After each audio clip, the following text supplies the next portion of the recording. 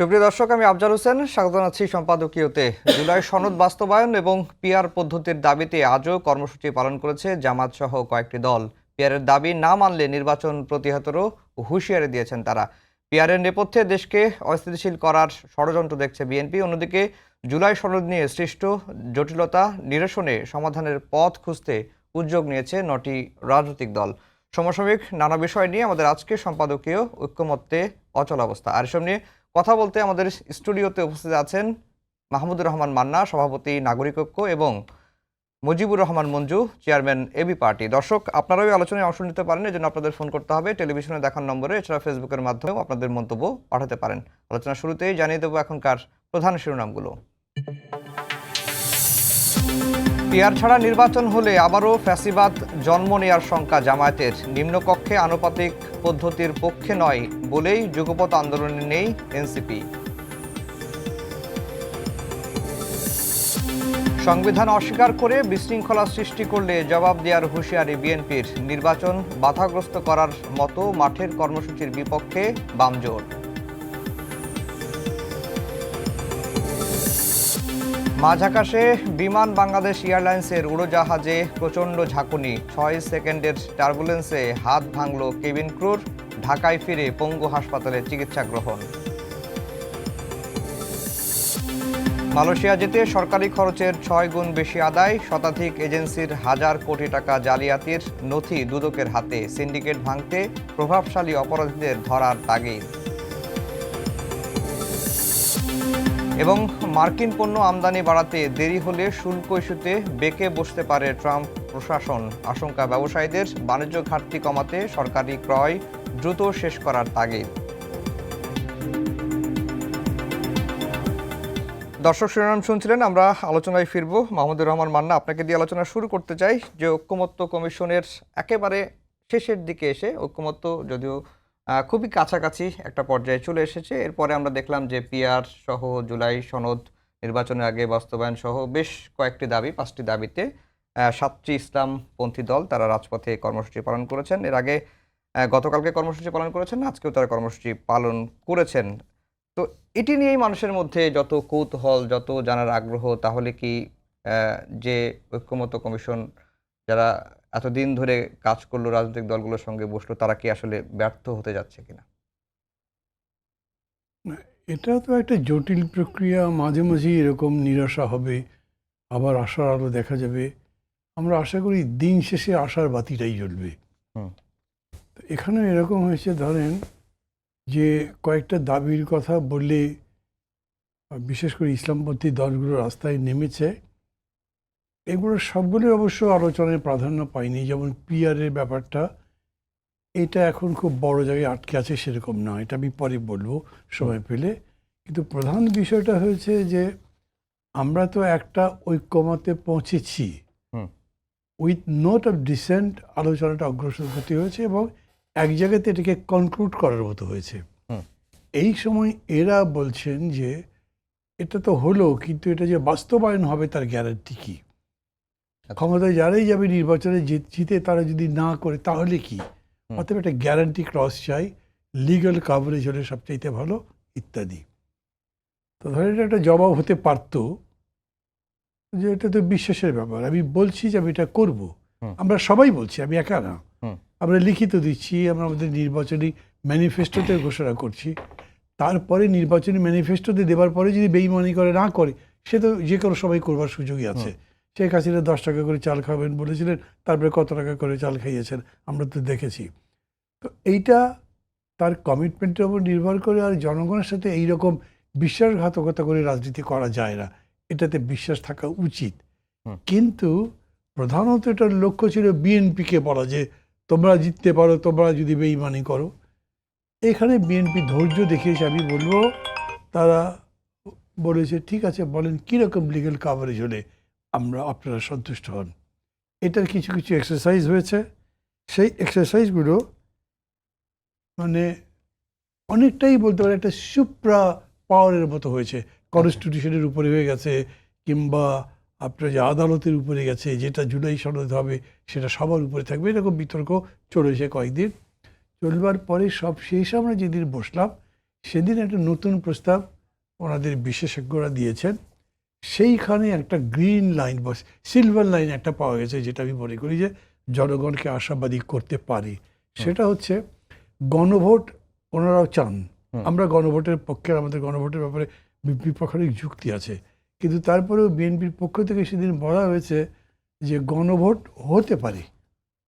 গণভোটের মধ্যে একটা জটিলতা কী আছে? গণভোট আপনি করবেন যে এখানে তো মানে ভিন্ন মত আছে বা নোট অফ ডিফারেন্স ডিসেন্ট আছে, এইটা নিয়ে করতে গেলে আপনাকে একটা প্যাকেজ বানাতে হবে, যে প্যাকেজের মধ্যে ডিসেনশনটা আছে কিন্তু আপনি বাইরে আনছেন না, এর উপরে হানা হয়ে গেল। কিন্তু যখন পার্লামেন্ট বসবে তখন কিন্তু আবার এটাকে কনস্টিটিউশনে পার্ট করতে গেলে এটার আবার ভোট লাগবে, গণভোট লাগবে। তো দুইবার করে যদি করতে চান তো কম্বার সাব প্রসেস। এর চাইতে আমাদের প্রস্তাবটা ছিল খুবই, আমি মনে করি যে আমাদের খুবই সহজ প্রস্তাব ছিল, যে আমরা সমগ্র বিষয়টাকেই সুপ্রিম কোর্টে রেফার করলাম যে আমাদের এই এই এই এই সমস্যা, আমরা চাই এই এই জিনিস হওয়া উচিত। সব রকম ওপিনিয়নই গেল, আপনারা একটা আইনগত সমাধান দিন। তারা যেটা দেবে সেইটা আমরা প্রমিস বন্ড থাকছি যে আমরা সবাই মানব। কিন্তু অনেকেই বলছেন যে রাজনৈতিক দলগুলোর বসে যেটা সিদ্ধান্ত নিতে পারলো না সেটা আবার মানে আদালতের কাছে দেয়া, মানে এটি ভালো চোখে দেখছেন না যে রাজনৈতিক বিষয়গুলো আবার কেন আদালত অনেকে থেকে বলতে নির্ধারিত কাদের হবে? বলছেন? যারা যারা বললো যে বিশ্বাস করছি না, লিগ্যাল কাভারেজ চাই, তারা এটা প্রথম তুলেছেন। আমি তো প্রথম এই জন্যই বললাম, বিশ্বাস যদি করেন আপনার লিগ্যাল কাভারেজে যাওয়ার দরকার ছিল না, তাহলে আপনার আইনের কাছে যাবার দরকার ছিল না। এখন সর্বশেষ আমরা যেটা বলছি, আপনি যদি এটাকে সংবিধানের অন্তর্ভুক্ত করতে চান, সেটা যদি আদালত চ্যালেঞ্জ করে অথবা র্যালিফাই করে দেয়, অনেক সংশোধনী তো বাতিল হয়েছে, কাজে আপনাকে ওটা বিবেচনা করতেই হবে। যদি আপনি এটার কোনো কনস্টিটিউশনাল কাভারেজ চান, লিগ্যাল কাভারেজ চান, যেহেতু চাওয়া হচ্ছে এই কারণে আমরা মানছি এটা। আমি আবার বলি, আমাদের দিক থেকে আমি মনে করি ম্যাক্সিমাম অ্যাকোমোডেটিভ হবারই চেষ্টা করছি, আমরা এখনও করছি। কিন্তু যদি এখন আমরা বলতে আবার একটু আলাদা করে বলতে হয়, আমরা যে গণতন্ত্র মঞ্চ আছি, তার সাথে যেমন মঞ্জু আছেন, ওনাদের পার্টি সহ আরও 3টে পার্টি, 9টা পার্টি মিলে আমরা এই দুই পক্ষের যে মত পার্থক্যের মাঝখানে দাঁড়িয়ে এটাকে কাছাকাছি আনবার জন্য আবার চেষ্টা করছি। আমাদের বিশ্বাস হচ্ছে যে কোনো সমস্যা তো নেই, আমরা যদি আইনের কাছে যাই, যদি প্রশ্নটাই আইনগত হয়, তো আপনি তো লর কাছে যাবেন, কোর্টের কাছে যাবেন, সেটার সমালোচনা করলে তো হবে না। এইখানেও আপনি যদি একটা অ্যামেন্ডমেন্ট আনেন, সেই অ্যামেন্ডমেন্টটা বৈধ কি অবৈধ সেটা বলবার অধিকার বা রায় তো কোর্ট দিতে পারে, অন্তত মতামত দিতে পারে। কেউ যদি রিট করে কোর্টের কাছে যায়, অতএব আগে থেকেই সেটা কভার করে রাখা ভালো হবে। মঞ্জু ভাই, এই যে আলোচনার মাঝপথে এসে একবারে শেষ সময়ে এসে যখন বাস্তবায়ন প্রক্রিয়া নিয়ে মুখোমুখি অবস্থান, যদি বলি বিএনপি, জামায়াতের এবং ইসলামী আন্দোলন বাংলাদেশ, আরও যে 7টি ইসলামী দল যারা এখন আন্দোলন করছে, একেবারে মুখোমুখি অবস্থান, এর মাঝখানে দাঁড়িয়ে অনেকেই বলছেন যে এই সমাধানটা আসলে কি হবে, আলোচনার টেবিলেই হবে নাকি রাজপথে হবে? না, আলোচনা তো রাজপথে, আন্দোলনকে নিয়ে তো আমরা টেবিলে আলোচনা করি। আমরা যে জিনিসটা দেখতে পাচ্ছি এখানে সবকিছু তো শেষ হয়ে এসেছে। আমরা জুলাই সনদ স্বাক্ষরের জন্য প্রস্তুত হয়েছে। জুলাই সনদের জায়গায় 84টা পয়েন্টের মধ্যে দুটো ভাগ আছে। একটা হচ্ছে কনস্টিটিউশনাল পার্ট, আর একটা হচ্ছে এটা যেটা নর্মালি বাস্তবায়ন করা যায়। নর্মালি বাস্তবায়নের জন্য অধ্যাদেশ বা এক্সিকিউটিভ অর্ডারে অনেক কিছু করা সম্ভব। সেটার ব্যাপারেও আমরা একমত যে এটা এখনই বাস্তবায়ন করা যেতে পারে এবং এটা করার ব্যাপারে কারো কোনো দ্বিমত নাই। কনস্টিটিউশনাল পার্টটা হচ্ছে খুবই ম্যাসিভ কিছু কনস্টিটিউশনাল সংস্কারের কথা এখানে এসেছে, যেমন দ্বিকক্ষ বিশিষ্ট পার্লামেন্ট, যেমন ধরুন আদালত সম্প্রসারিত করা, লোয়ার মানে বিভাগীয় পর্যায়ে সম্প্রসারিত করা উচ্চ আদালতকে, প্রেসিডেন্টের ক্ষমতা দেয়া, প্রধানমন্ত্রীকে 10 বছরের জন্য সীমাবদ্ধ করা, এই ধরনের অনেকগুলো বেসিক গুরুত্বপূর্ণ জিনিস আছে এবং নারী আসনের ব্যাপারগুলো আছে। তো এই জায়গাটাই আমাদের, যেটা মান্না ভাই একটু করে বললেন যে বিএনপির বক্তব্য হচ্ছে এটা পার্লামেন্ট বাস্তবায়ন করবে। এনসিপি বলেছে না, এটা যেহেতু একটা ম্যাসিভ চেঞ্জ, সো এটার জন্য গণপরিষদ লাগবে। দুটোর কথার মধ্যেই এক ধরনের যুক্তি আছে, কারণ দুটোই কিন্তু জনগণের ভোট, দুটোরই প্রতিনিধিত্ব করছে জনগণ, জনগণ দিবে। এখন একটা ছোট্ট মানে ক্রিটিক্যাল ইস্যু আছে, যেটা আমরা, আপনি যেটা বললেন যে গত 9টা দল মিলে আমরা আলোচনাটা যেখানে করেছি, সেখানে আমরা দেখলাম যে আমরা এখানে যে দলগুলো বসে আলোচনা করছি, আমরা কি নিশ্চিত যে নেক্সট পার্লামেন্ট ইলেকশনে আমাদের এই দলগুলো সবাই সেখানে প্রতিনিধিত্ব থাকবে? সবার নাও তো থাকতে পারে। এই দলগুলোর বাইরেও তো নতুন কোনো দল বা ব্যক্তিদের যারা এই জুলাই আলোচনার মধ্যে নাই, তারা তো পার্লামেন্টে আসতে পারে। তাহলে ওদেরকে তো আমরা বাধ্য করতে পারি না। তারা তো বলবে আমরা তো এটাতে স্বাক্ষর করি নাই, আমরা তো এগুলো বাস্তবায়ন করতে বাধ্য না। আর পার্লামেন্ট তো আমরা মানে আমাদের একটা স্বাধীনতা আছে। আমরা আপনাদের এই প্রেসক্রাইব বিষয়টাকে কেন করবো? আমরা পার্লামেন্টে আলোচনা করতে চাই। এখানে একটা অনিশ্চয়তার প্রশ্ন আছে। আরেকটা ব্যাপার আছে, সেটা হচ্ছে যদি গণপরিষদ হয়, আমরা এনসিপিকে বুঝিয়েছি যে আপনারা যে বলছেন গণপরিষদ করতে, গণপরিষদও তো বলতে পারে। আমরা তো সংবিধানের আপনাদের রেফারেন্স নিয়ে গণপরিষদ করতে চাই না। গণপরিষদ মিন্স তো অ্যাবসলিউটলি সে নতুন সংবিধানও করতে পারে। সে সংবিধানের সর্বাত্মক পরিবর্তনের জন্য তার অথরিটি পায় সে। সুতরাং আমরা এই গণপরিষদ এবং পার্লামেন্টের জায়গাটাতে আমরা যতই বলি, এই আমাদের যে সংস্কারের কমিশন বা আমাদের যেই মানে সবাই মিলে যে কমিশন নিয়ে এতদিন ধরে আমরা এত কষ্ট করলাম, এত কিছু লেখালেখি করলাম, যুক্তিতর্ক করলাম, আইনি মতামত দিলাম, আইনি মতামত নিলাম, এটা কিন্তু তখন আর কোনো একটা বিতর্ক কেউ পার্লামেন্টে তুললেই এটা কিন্তু একটা ঝামেলায় পড়ে যাবে এবং সেখানে বিশ্বাস অবিশ্বাসের জায়গাটা আবার নতুন করে রিভাইভ করবে। সেজন্য আমরা এটার ব্যাপারে জোর দিয়েছি যে এটা এখনই একটা আইনগত নিশ্চয়তা দরকার। আইনগত নিশ্চয়তার জন্য যেটা কমিশন করেছে, তারা এক্সপার্ট ওপিনিয়ন নিয়েছে। আমাদের যে ঐকমত্য কমিশন ছিল, সেখানে অনেক আইনজীবী ছিলেন, সিনিয়র পলিটিশিয়ানরা ছিলেন, ওনারা নানা মতামত দিয়েছেন। সব শেষে এসে একটা জায়গায় এসে ওনারা মোটামুটি সবাই মিলে একটা আইনি প্রক্রিয়ার প্রপোজাল আমাদের সামনে উপস্থাপন করেছেন। সেটা হলো যে একটা কনস্টিটিউশনাল অর্ডার জারি হবে যে এই ঐকমত্য কমিশনে যে সনদটা তৈরি হয়েছে, এই সনদটা কার্যকর করার জন্য। এবং এটা ইলেকশন জাতীয় সংসদের দিনই একই দিনে একটা রেফারেন্ডাম হবে, গণভোট হবে। সেখানে এটা পাস হবে কিনা বা এটা সংবিধান অন্তর্ভুক্ত হবে কিনা সেটার ব্যাপারে জনগণ তাদের মতামত দিবে। কারণ আমরা যত কথাই বলি, জনগণই সর্বাত্মক। এখন ওই জনগণের যখন আমি ভোট নিয়ে নেব, জনগণের যখন আমি মতামত নিয়ে নেব, তখন এখান থেকে আর কেউ বাইরে থাকবে না। পার্লামেন্টে কেউ বাইরে থাকতে পারে, আজকে এখানে আছে ওখানে নাই, এরকম হতে পারে। কিন্তু গণভোটে তো সবাই ইনক্লুডেড, সব দল মত সবাই ইনক্লুডেড। তো যার কারণে আমরা, আপনি যেটা বলেছেন যে আমরা 9টা দল কালকে বসে যে কাজটা করেছি, সেটা হচ্ছে আমরা আগে নিজেরা একমত হয়েছি। আমরা মনে করি যে বৃহত্তর ঐক্যের স্বার্থে, বৃহত্তর ঐকমত্যের স্বার্থে এখানে যদি 106 থেকে একটা মতামত নিয়ে একটা কনস্টিটিউশনাল অর্ডার জারি করে দেন রেফারেন্ডামে যাওয়া হয়, তাহলে তিনো পক্ষেরই মতামতটা এখানে প্রতিফলিত হয় এবং এটা আমাদের একটা মানে মিনিমাম মোটামুটি একটা সমাধান আমরা পৌঁছতে পারবো। সেজন্য আমরা দেখেছি বিএনপিও শেষমেশ তারাও গণভোটের ব্যাপারে এগ্রি করেছেন, কিন্তু তারা কনস্টিটিউশনাল অর্ডারের ব্যাপারটা নিয়ে তারা এখনো একমত না। আবার জামাতও গণভোটের ব্যাপারে একমত হয়েছেন, কিন্তু তারা কনস্টিটিউশনাল অর্ডারে চায়। এই যে নাগরিক ঐক্য সহ বা গণতন্ত্র মঞ্চ সহ সবাই মনে করছেন 106 থেকে যদি আমরা একটা মতামত নেই আপিল বিভাগের, তাহলে যেটা হয় নেক্সট টাইমে আদালত থেকে যাতে আবার কোনো ধরনের চ্যালেঞ্জে আসলে সেই প্রশ্নটাও সমাধান করা যায়। তো এই সার্বিক বিষয় নিয়ে আমরা মনে করি খুবই কাছাকাছি আমরা চলে এসেছি, একেবারেই খুব কাছাকাছি চলে এসেছি। এখন এই আন্দোলন রাজপথে যেগুলো হচ্ছে, এগুলো নিয়ে যেটা হচ্ছে, এটাকে আমি খুব বেশি গুরুত্বপূর্ণ মনে করি না। এটাকে নিয়ে আমি দেখলাম যে মিডিয়াতে একটু বেশি আলোচনা আছে, আর একটু দেখলাম যে বিএনপিও কিছু প্রতিক্রিয়া জানিয়েছে। বিএনপি যদি এটার জন্য সিরিয়াস প্রতিক্রিয়া দেখায়, তাহলে কিন্তু বিষয়টা আর একটু জটিল হয়ে যেতে পারে। কারণ এখানে জনবল, রাজপথে শক্তি দেখানো, জামাত যেভাবে দেখাচ্ছে, দেখাচ্ছে না, মিডিয়া যাচ্ছে হয়তো সেই কারণে। হ্যাঁ, সেই জন্য বলছে, আমারও তাই মনে হয়। জি হ্যাঁ, মান্না ভাই, আপনি পিআর নিয়ে বেশ কয়েকটা কথা বলেছেন দেখলাম বিভিন্ন টক শোতে, এবং এই পিআর নিম্নকক্ষে পিআরের বিষয়টি তো ঐকমত্য কমিশনের আলোচনায় আসে নাই।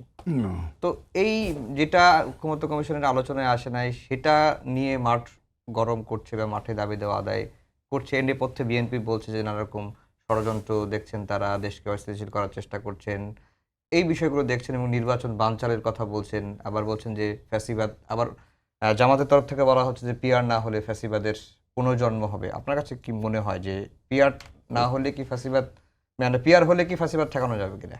দেখেন, জামাত সম্পর্কে আমাদের দলের, জোটের বা আমরা যারা মিলে আন্দোলন করি, অনেক ধরনের রিজার্ভেশন আছে, এগুলো সবাই জানে।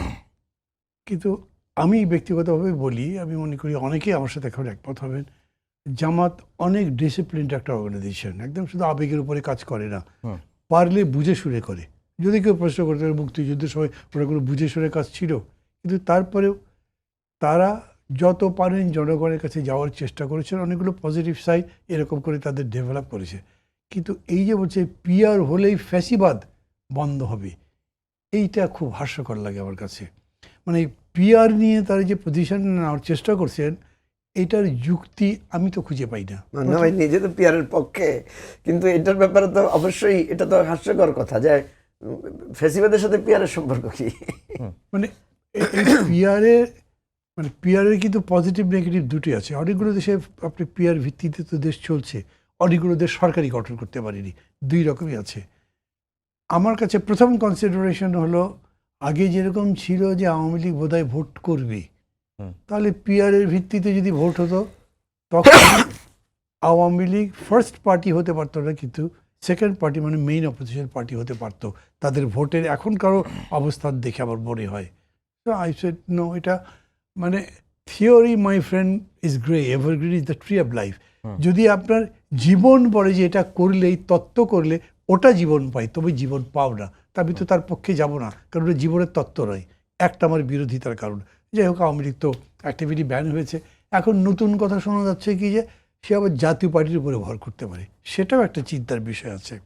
থার্ড হলো মেইন যেটা হলো, ধরেন আমি আমার এলাকার লোকজনের সাথে কথা বলছি, কোনো কোনো জায়গায় কথা বলে দেখেছি, পিআরটা তো মানুষ বোঝেই না। সবচেয়ে বড় মুশকিল কি, এইখানে তো কোনো এলাকা ভিত্তিক ক্যান্ডিডেট হচ্ছে না, ক্যান্ডিডেটটা হবে পার্টি সেন্ট্রাল কমিটি যে লিস্ট দেবে, ভোটটা হবে মার্কার উপরে। অতএব ওই লিস্ট অনুযায়ী যে কটা পাবে সেটা আগে চলে যাবে। তাহলে মানুষ জানলো না কাকে ভোট দিচ্ছি, পরে সে মনে করবে ভোট দিলে ওকে দেখি আরেকজন কে জিতে গেল, এর একটা বিভ্রান্তিকর অবস্থা আছে। অতএব আমাদের সাজেশন ব্যক্তিগতভাবে বা আমাদের দলীয়গত সাজেশন হচ্ছে একটু সময় নিই, পরে করি। কিন্তু এইটা জামাত ইসলাম বা অন্যান্যরা এটার উপরে খুব বেশি জোর দিচ্ছেন না, এখনই করতে হবে। যেমন আমরা মনে করি লোয়ার হাউসে যেহেতু এটাই গভর্নমেন্ট ফর্ম করে, এবং গভর্নমেন্ট ফর্ম করতে গিয়ে যদি সমস্যা হয়, আপনি মেজরিটি মাইনরিটির প্রশ্ন তুলছেন, কিন্তু বাংলাদেশে সর্বোচ্চ ভোট পেয়েছিল একবার আওয়ামী লীগ 42%, তো এটা তো মেজরিটি না, সেটা গভর্নমেন্ট করেছে। আপনি 42%, 49% পেলেও তো গভর্নমেন্ট করতে পারবেন না। তো এইসব জটিলতার কারণে হচ্ছে আরও একটু ভালো করে আমরাও বুঝি, মানুষও বুঝি, এখনই করতে হবে এরকম তো কোনো বিষয় নয়। কিন্তু তার এখন যে জেদটা করছেন, এইটা খুব প্রশ্ন তৈরি করে আমার মনে। কিন্তু আমি আবার ঠিক বিএনপির মতো বলবো না তারা ষড়যন্ত্র করছে, নির্বাচন বানচাল করবার চেষ্টা করছে, এগুলো বলছি না কেন, নির্বাচন যদি না হতে পারে তাহলে কি হবে, একটা ব্ল্যাক ল আসবে, তো তার মানে কনস্টিটিউশন সাসপেন্ড হয়ে যাবে, হয়তো মার্শাল হবে বা একটা টেক ওভার হবে, এরকম একটা কিছু হতেই হবে, থার্ড ফোর্স আসবে এক কথায়। তাতে তো জামাতেরও কোনো লাভ হওয়ার আমি কারণ দেখছি না, বরঞ্চ তাদেরও বিপদই হতে পারে। তাদের তো এখন তারা জাকসু জিতেছে, ইলেকশন যদি ঠিক মতো হয় কি জানি, চাকসু তো তারা আশাবাদী, সেটা তো পুরোটাই বিপদের মধ্যে পড়বে। তারা কেন এটা চাই, আমি তাদের নেতাদের জিজ্ঞেস করেছি। এখন তাদের এই জবাবগুলো যাই দিয়েছেন, ভেরি সফট স্পোকেন, কিন্তু আমার কাছে খুব লজিক্যাল মনে হয়নি কথাগুলো, যে তারা এইটা বিরোধিতা করছেন কেন আর রাস্তায় নামলো কেন। আমাকে বলছে কি বলেন লিডার, আপনি তো কত বক্তৃতা করলেন, আন্দোলন সংগ্রাম এবং আলোচনা একসাথেই চলে। আমি বললাম যুদ্ধের ময়দানেও আলোচনা হয়, কিন্তু সেটা কখন, যুদ্ধ চলছে, চলতে চলতে টায়ার্ড, পারা যাচ্ছে না, উভয় পক্ষই মনে করে অন্তত কিছুদিনের জন্য হোক অথবা চিরস্তরে বন্ধ হোক, তখন যুদ্ধ চলতেও আলোচনা চলে। আন্দোলন তাই আন্দোলনের চলে, সেটা নিষ্পত্তি করবার জন্য আলোচনা হয়। কিন্তু আপনারা আলোচনার টেবিলে আছেন, অগ্রগতি হচ্ছে, সেইটা ফেলে আন্দোলন রাস্তায় যাবেন কেন? আপনি বলছিলেন যে এই আওয়ামী লীগ নিষিদ্ধ, তাদের কার্যক্রম নিষিদ্ধ হয়ে আছে, কিন্তু তারা জামাতের উপর জাতীয় পার্টির উপর ভর করতে পারে, এটি না, আমি বলছি না, এটা স্পেকুলেশন বলছি। আমি ওই প্রপোজিশনকে খুব কার্যকরী মনে করি না, কিন্তু অনেকে মনে করে। আমি তো এরকম বলতে পারি যে না, আমারটাই ঠিক, অন্যটা হতে পারে না। ওটাও যদি হয়, তো আমি ফ্যাসিবাদ প্রতিষ্ঠিত করতে, তাকে সহায়তা করতে আওয়ামী লীগের জাতীয় পার্টির মধ্যে কোনো পার্থক্য নেই, একই।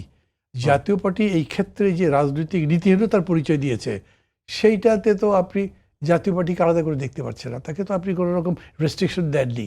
তারা ইলেকশন করলো, আর তাদের ক্যান্ডিডেট দিতে পারলো ধরেন 20, 25, 50টা, বাকি সব আওয়ামী লীগের ক্যান্ডিডেট, টাকা পয়সাও তারা দিল, তাদের টাকার অভাব নেই। ওই ভোট যদি তারা মোবিলাইজ করতে পারে, আমি মনে করি পুরোপুরি পারবে না, কিন্তু যদি পারে, যেটা অন্যরা মনে করছেন, তার মানে ওই সেম চ্যালেঞ্জ ফেস করছেন। এইটা আবার জামাত চাচ্ছে না ওই কারণে। কিন্তু এই জন্য আমরা ওইটা মনে করি যে মিছিল করে হুলস্থুল করে ওই ইস্যু এখন আন্দোলন করে ফেলতে হবে, এত না। আর সরকার যদি বোঝে যে না, ফ্যাসিবাদ ফিরে আসবার ওটা একটা পথ উন্মোচিত করতে পারে, তাহলে তাদের তো ব্যবস্থা নেওয়া উচিত। তাদের কাছে অ্যাপিলই করাই আমি যথেষ্ট মনে করি। জি, মঞ্জু ভাই, আপনি এই জামাত বিএনপির মুখোমুখি অবস্থানের এই পর্যায়ে এসে আপনি আজকে একটি বক্তব্য দিয়েছেন, যে বক্তব্যটি বেশ গণমাধ্যমে খুব গুরুত্ব দিয়েই ছেপেছে। আমরাও সেটি দিয়েছি আমাদের সময় নিউজ অনলাইনে, সেটাই বক্তব্যটি পাওয়া যাবে, যে আপনি বিএনপি এবং জামাতকে জোট করতে বলছেন। এটা কি আসলে সম্ভব কিনা? কারণ এর আগে আমরা দেখেছিলাম যে বিএনপির স্থায়ী কমিটির সদস্য সালাউদ্দিন আহমেদ, এমনকি বিএনপির মহাসচিব মির্জা ফখরুল ইসলাম আলমগীর বলেছেন যে জামাতের সঙ্গে জোট আর সম্ভব নয়, এবং জামাতের তরফ থেকেও একই কথা বলা হয়েছিল যে বিএনপিকে বাদে তারা জোট করবেন। বাংলাদেশের রাজনীতির ইতিহাসে বিএনপি জামাত তো দীর্ঘদিনের সঙ্গী হুম। এবং দীর্ঘ মিত্রতা তাদের। হুম। এবং বলা হয় এরকম, বিএনপির অনেক নেতাকে আমি এটা দাবি করতে দেখেছি যে জামাত তো মুক্তিযুদ্ধের পরবর্তী সময়ে ৭২-এর সংবিধানের ভিত্তিতে জামাতের রাজনীতি তো নিষিদ্ধ ছিল। জিয়াউর রহমানই বহুদলীয় গণতন্ত্রের যখন পথ উন্মোচন করেছেন, তার মধ্য দিয়ে কিন্তু জামাত স্বনামে রাজনীতিতে ফিরে এসেছে। এবং এর পরবর্তী সময়ে আমরা দীর্ঘ সময় দেখেছি জামাত এবং বিএনপি জোটবদ্ধভাবে এই ইলেকশনও করেছে, আন্দোলনও করেছে, বহুবার তারা একসাথে ইলেকশন করেছে। আবার তারা নিজেরা মারামারিও করেছে। ৯১ থেকে পরবর্তীতে দীর্ঘ সময় তাদের সাথে ক্যাম্পাসে বিভিন্ন মারামারি হয়েছে। মারামারি, গন্ডগোল, হতাহত উভয় পক্ষে হয়েছে, আবার উভয় পক্ষে এসে জোটবদ্ধ হয়েছে। সুতরাং আপনি কেন অবাক হচ্ছেন যে বিএনপি জামাত জোটবদ্ধ হওয়াটা অসম্ভব? তো আমি দেখি না, এক নাম্বার।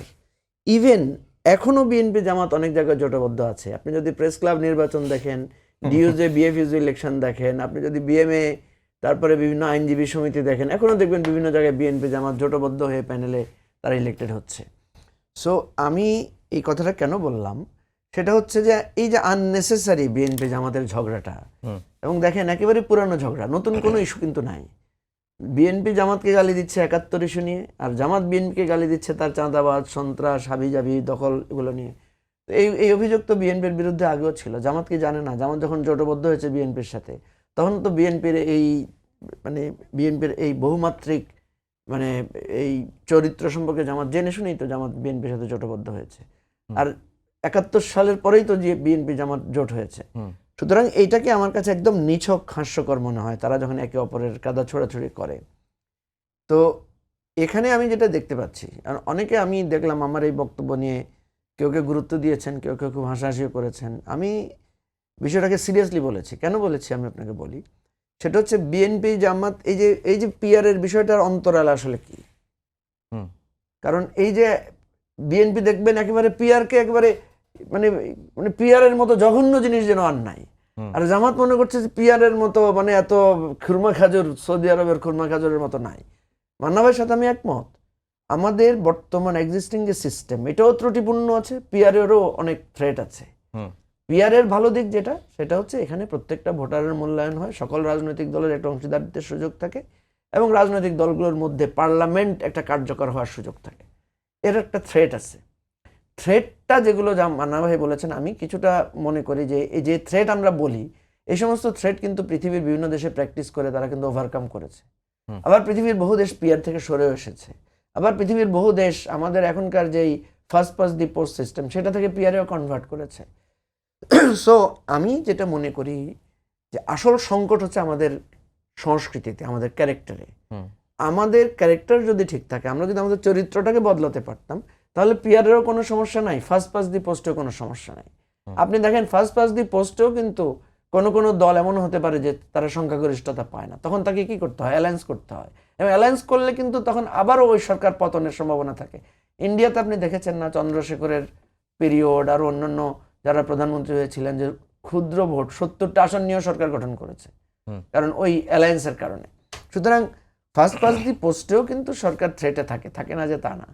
এখন কথা হচ্ছে আমি পিআর মানি না কেন, আমি পিআর চাই কেন, জামাত পিআরের ব্যাপারে সিরিয়াস কেন? কারণ পিআর হলে জামাত নিশ্চিত যে জামাত পার্লামেন্টে তার একটা সম্মানজনক পজিশন সে পাবে। আর বিএনপি জানে যে 40% ভোট পেয়ে সে বাংলাদেশের 200-250 আসনের উপরও সে জিততে পারে, কিন্তু 40% আসন নিয়ে 40% ভোট নিয়ে পিআরের সে 120-30 আসনে বেশি পাবে না, সে সরকার গঠন করার মতো সংখ্যাগরিষ্ঠতা পাবে না। এর অন্তর্নিহিত তাৎপর্য এটা। আপনি যত কথাই বলেন, আমি এটা চ্যালেঞ্জ দিয়ে বলতে পারি, অন্তর্নিহিত তাৎপর্যটা হচ্ছে এটা। আপনি যে ডাকসু ইলেকশন হয়েছে সেখানে বলেন যে পিআর হবে, যে জামাত তো বিএনপি এখন যদি বাকি চাকসু ডাকসু রাকসু যা যা আছে সবগুলোতে যদি পিআর হয়ে যায়, শিবির জামাত কি রাজি হবে? রাজি হবে না তো। মানে এখানে তারা দেখছে তাদের একটা ফ্লো, এখন তারা সব জায়গায় জিতবে, ঠিক আছে। আর তো এই জন্য বলছি, আবার ছাত্র দলকে বললে ওরা কিন্তু পিআরে রাজি হয়ে যেতে পারে এখন, যে এই ছাত্র সংসদগুলোতে, কারণ ছাত্র সংসদগুলোতে পিআর হলে নিশ্চিত থাকেন প্রত্যেকটাতে অর্ধেক করে সিট ছাত্র দল পেতে পারে। তো এখন প্রসঙ্গ সেটা না, আমি যেটা বলি সেটা হলো যে এই যে বিএনপি জামাতের এই দ্বন্দ্বের কারণেই কিন্তু এই আমাদের আজকে নির্বাচন নিয়ে যত সংকট, এবং আজকে নির্বাচন শুরু হওয়ার পরে যদি মারামারি গন্ডগোল হয় প্রধানত এই দুই দলের মধ্যে হবে। এই জন্য আমি বলছি যে ওনারা যদি জোটবদ্ধ থাকে তাহলে দেখবেন বিএনপিও নিশ্চিত যে তারা ক্ষমতায় যাওয়ার জন্য হয়তো নিশ্চয়তা পাবে, আর জামাত একটা সম্মানজনক পার্লামেন্টে পাবে। পিআরের বিকল্প হচ্ছে এটা। এখন আপনি হয়তো প্রশ্ন করতে পারেন যে পার্লামেন্ট তখন এক পেশে হয়ে যাবে কিনা। পার্লামেন্ট এক পেশে হবে না তো, কেন হবে না? কারণ আমরা বাকি রাজনৈতিক দলগুলো আছে না, আমরা ইলেকশন করব, প্রতিদ্বন্দ্বিতা হবে, অসুবিধা কি? আপনারা জোট করে করবেন? আমরা জোট করে করলাম, না করে করলাম, যেভাবে করে করলাম, অসুবিধা কি? আমরা জনগণের কাছে নতুন অ্যাপ্রোচ নিয়ে যাব, বাংলাদেশের রাজনীতির তো নতুন ডাইমেনশন আমরা আনতে চাই। এখন তৃতীয় যেটা হচ্ছে সেটা হচ্ছে জামাত বিএনপি জোট হলেই কি আপনি তারা কি সরকারি দল হয়ে যাবে? তাদের বিরোধী দল থাকতে পারবে না? কারণ জামাত তো এর আগেও বিএনপির সাথে জোটবদ্ধ হয়ে ইলেকশন করেছে, কিন্তু জামাত তো পার্লামেন্টে গিয়ে বিএনপির সাথে বিরোধী দল হিসেবে ভূমিকা রেখেছে, অসুবিধা কোথায়? সর্বোপরি কথা হচ্ছে বিএনপি তো আপনার একটা জাতীয় সরকারের কথা বলছে, তাহলে আপনি যদি জাতীয় সরকারই করতে পারেন তাহলে বিএনপি জামাত জোট হয়ে ইলেকশন করলে অসুবিধা কোথায়? এটা তো এক ধরনের, আপনি জাতীয় সরকার করলে বিরোধী দল কি হবে সেই প্রশ্নটা তো আমরা তুলতে পারি।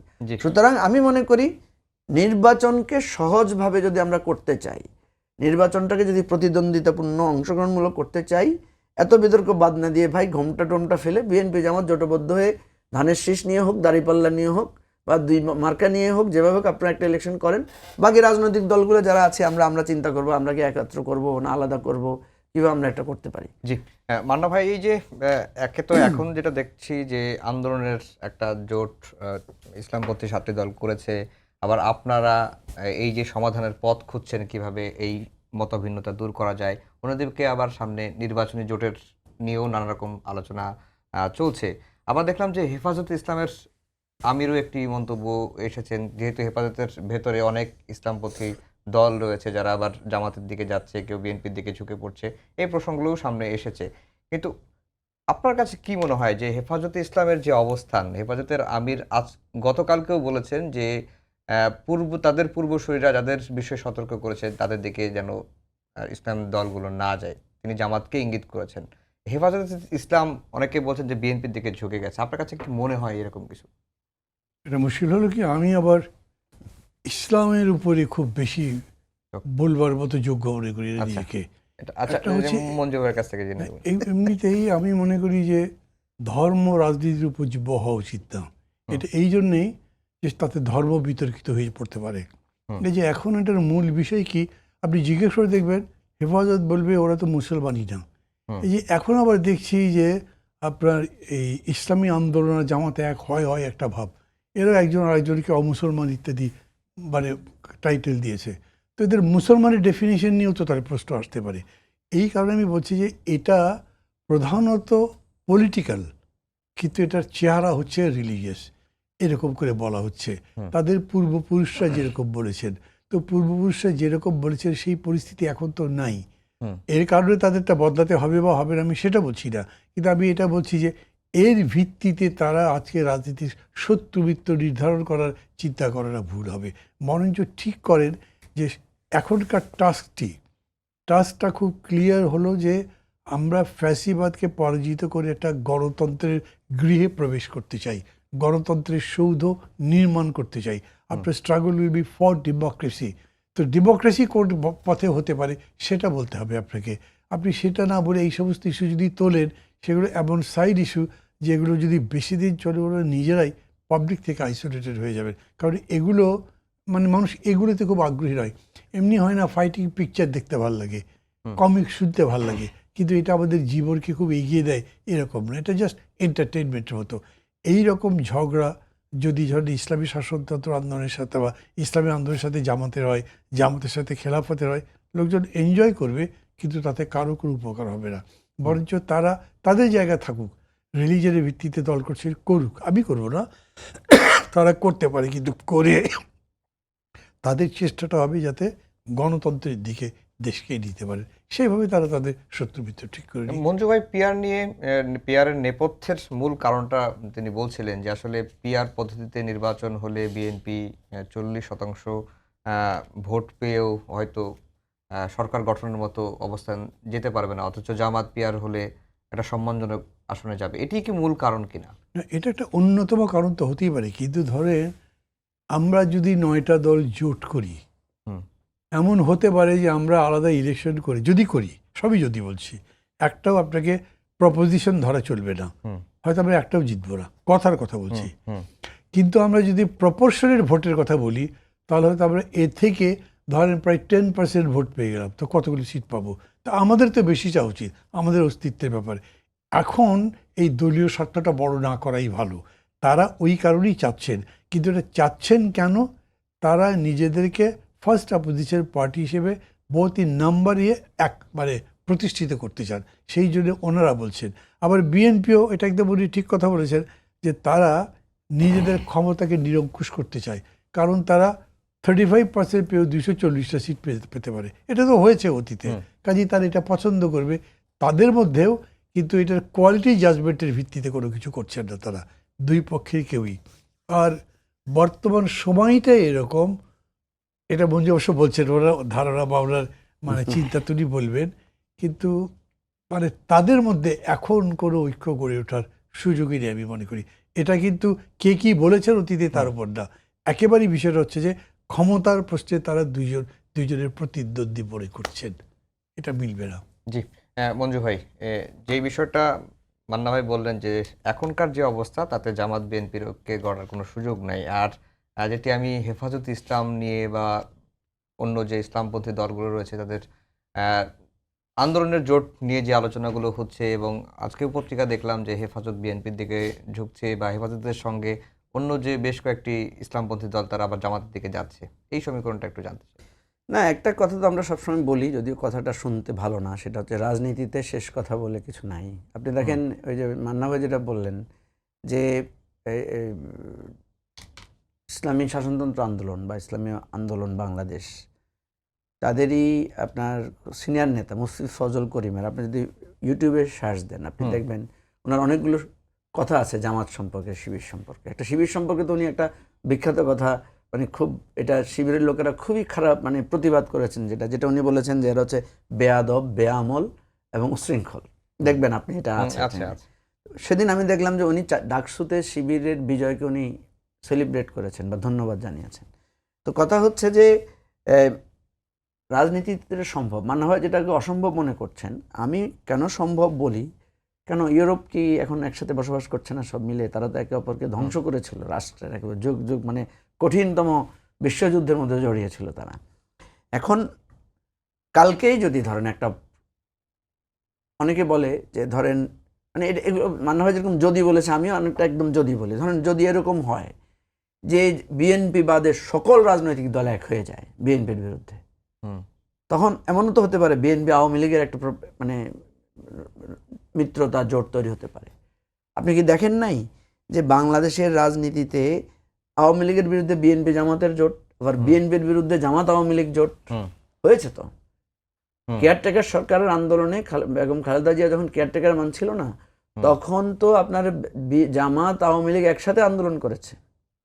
এরশাদের বিরুদ্ধে তো বিএনপি, জামাত, 5 দল 7 দল সবাই যুগপৎভাবে আন্দোলন করেছে। তো সুতরাং আমি যেটা মনে করি, ওনারা নিজেদের স্বার্থে এক হতে পারবেন, তো রাষ্ট্রের সাথে এক হতে পারবেন কিনা সেটা প্রশ্ন। সেটা আমি অন্যের সাথে একমত। ওনারা নিজেদের প্রয়োজনে ওনারা সব জায়গায় এক হয়েছেন, বারবার হয়েছেন, এবং ভবিষ্যতেও হবেন। যদি কখনো এরকম বিপদে পড়েন আবার বিএনপি জামাত জোট হবে, আমি আপনাকে বলে দিলাম। কিন্তু দেশের স্বার্থে যদি আজকে জোটটা হতো তারা, তাহলে যেটা হতো, আমাদের আজকে অনিশ্চয়তা থাকতো না। আমরা ফেব্রুয়ারিতে নির্বাচনের মানে অনিশ্চয়তার জায়গাটা কেটে যেত। বিএনপি জামাত যদি একটা জোট হয়ে যদি তারা ইলেকশন করে আর আমরা বাকি রাজনৈতিক দলগুলো যদি ইলেকশন করি, তখন আমি যেটা মনে করি যে হ্যাঁ, তারা হয়তো অনেক বেশি আসন পাবে কি পাবে না সেটা ব্যাপার না। কারণ দেখেন ডাকসু ইলেকশনের পরে হিসাব নিকাশ কিন্তু অনেক বদলে গেছে। মান্না ভাই যেটা বলেছে আমরা পাবো কি পাবো না, আমরা পেতেও তো পারি। আমি তো এখনও বিশ্বাস করি মান্না ভাইয়ের নেতৃত্বে যদি আমরা যেরকম একটা সবাই এখন বলা বলি করছে, আমরা যদি মুভ করা শুরু করি ফিল্ডে, আপনি তো দেখবেন। কারণ আজকে গ্রামে গঞ্জে গিয়ে দেখেন সবাই যাদের ক্ষমতাশীল, আমি কিন্তু একটা কথা বলেছি যে এই দিন যত যাবে বিএনপি জামাত এবং এনসিপি অজনপ্রিয় হবে। আপনি হয়তো বলতে পারেন এনসিপি তো আপনাদের এত মানে সম্পর্কযুক্ত সংগঠন, কালকে একসাথে মিটিং করলেন কেন? কারণ এনসিপিকে মানুষ সরকারি দল হিসেবে মনে করছে। আর আমাদের দেশের নিয়ম হচ্ছে সরকারি দলের বিরুদ্ধে অলওয়েজ পিপল প্রতিবাদী থাকে, আস্তে আস্তে মানুষ সরকারি দলের বিপক্ষে দাঁড়িয়ে যায়।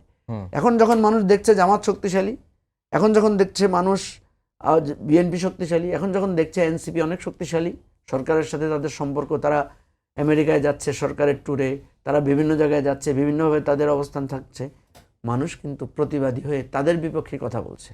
আপনি দেখেন বিএনপির প্রতি মানুষের কি ধরনের সহমর্মিতা ছিল। বিএনপি কি একটা কঠোর আন্দোলন করেছে, মানে নদী পাড়ি দিয়ে শীতের মধ্যে কি একটা কঠিন আন্দোলন, সেই ইমেজ কি বিএনপির এখন আছে? জামাতের প্রতি মানুষের কি সহমর্মিতা ছিল সাধারণ মানুষের? এখন আপনি জামাতের মিটিং ডাকেন, সাধারণ মানুষ কি জামাতের মিটিংয়ে যায়? আপনি জামাতের মিটিংয়ে ফলো করেন, দেখবেন একই রকমের চিন্তার লোকেরা সেখানে যাচ্ছে। জামাতের মিটিংয়ে কোনো নারী সদস্যদের উপস্থিতি দেখেছেন? সাধারণ কর্মজীবী নারীরা গিয়ে এসেছে যে জামাতের একটা মিটিং শুনি? তখন আপনি হয়তো বলতে পারেন বা জামাত একটা ইসলামী সংগঠন, নারীরা যাবে। ওই ঢাকা বিশ্ববিদ্যালয়ে তো ছাত্র শিবিরের প্রোগ্রামে তো নারীরা গিয়েছে, তাই না?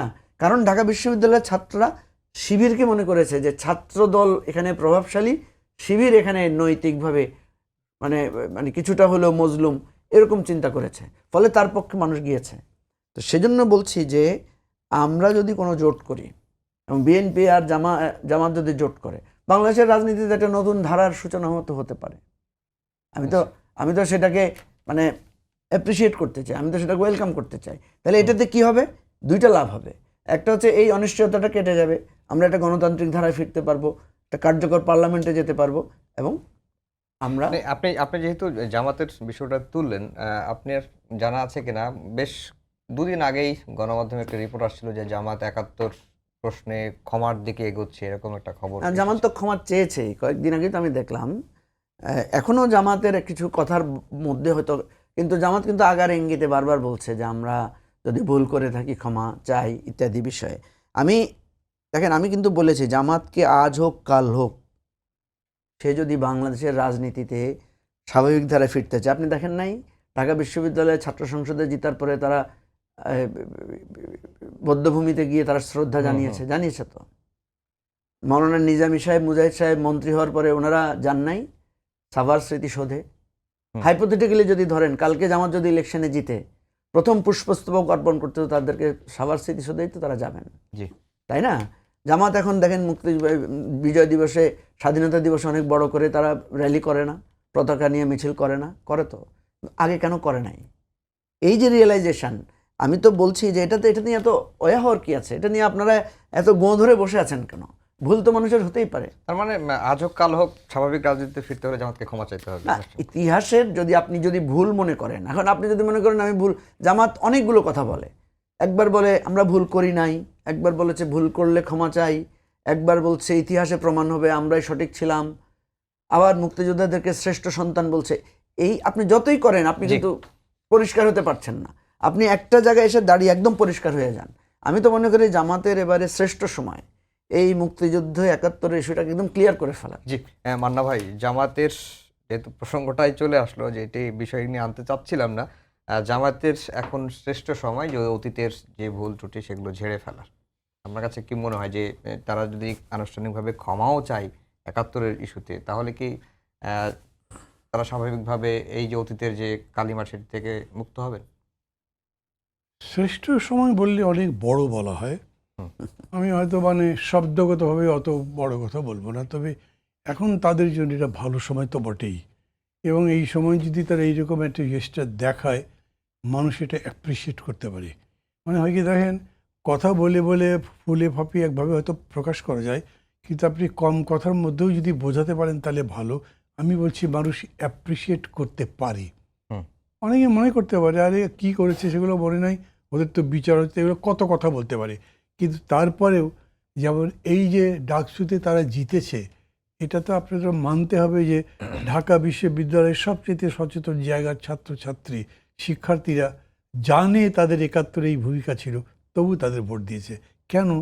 তাদের কাউকে কাউকে কথা বলে আমি শুনেছি, তারা বলছে যে ওরা তো আর করেনি, ওদের বাপ বা অন্যরা করেছে। এখন অন্যজন বলেছে যে তাদের পিতার এই অপরাধের জন্য কি তারা অনুতপ্ত। তো এটা তো একটা বিতর্কিত বিষয়। পিতার অপরাধে সন্তান অনুতপ্ত হতে পারে কি না পারে, না যদি পারে তাইলে কি সে অপরাধী, কত রকম বিতর্ক তো হতে পারে। এগুলো সব মিলে যদি তারা এটা বলে তাহলে এটা হতে পারে। আমি একটা ছোট্ট ঘটনা বলি, আমি জানি না এরকম করে বলাতে আবার যার কথা বলবো তিনি কোনো কষ্ট পাবেন কি না। আমি জেলে ছিলাম যে 2 বছর, সেই 2 বছরের মধ্যে একটা দীর্ঘ সময় আমার সাথে গোলাম পাড়ার এখন যিনি সেক্রেটারি হয়েছেন উনি আমার পাশের সেলে ছিলেন, তো বাংলাবাজি কথাবার্তা হতো। আমি তাকে এই প্রশ্ন করেছিলাম এটা আপনারা করছেন না কেন। তো উনি বলেছিলেন যে তাদের যারা সিনিয়র তারা বলছেন ধরো আমরা এটা করলাম, তাহলে কি আওয়ামী লীগ বা এই শক্তি আমাদেরকে মাঠে নামতে দেবে, ক্ষমা করে দেবে? আমার কাছে মনে হচ্ছে আসলে রাজনীতি তার সময় হয় কি, নীতি বললেও আপনি অন্য চাপিয়ে দেন যাতে নীতি মুক্ত হয়ে আসতে না পারে। মান্না ভাই, আমাদের সময় 1 মিনিটও লাগবে 1 না। মিনিট না, আমাদের সময় একেবারে শেষ। আমি আপনার কাছে হাত আপনি জোড় করে তো মাপ চেয়ে নিচ্ছি। সময়টা তো সবাইকে ধন্যবাদ জানিয়ে শেষ করছি আমাদের আজকের সম্পাদকীয়। আগামীকাল আবারও দেখা হবে একই সময়ে। শুভরাত্রি।